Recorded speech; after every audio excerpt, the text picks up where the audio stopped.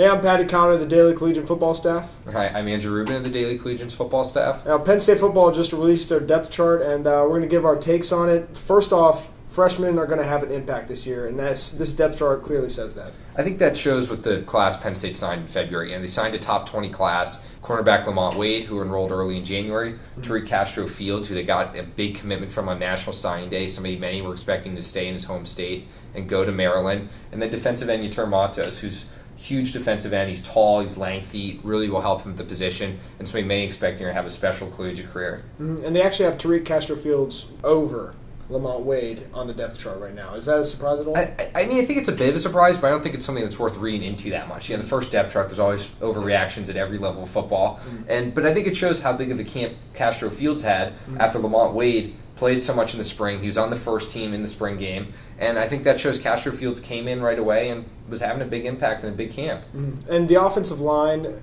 this year, in my opinion, I think is one of the best offensive lines that they've had in a while here at Penn State, and a lot of that has to do with versatility. Do you think that this depth chart kind of reflects the versatility that they have? They have a legitimate two deep at every position. They have people that can play multiple positions, people that are playing different positions from a year ago. You see Brendan Mann sliding in from tackle. You see Connor McGovern moving over to center after playing right guard a year ago.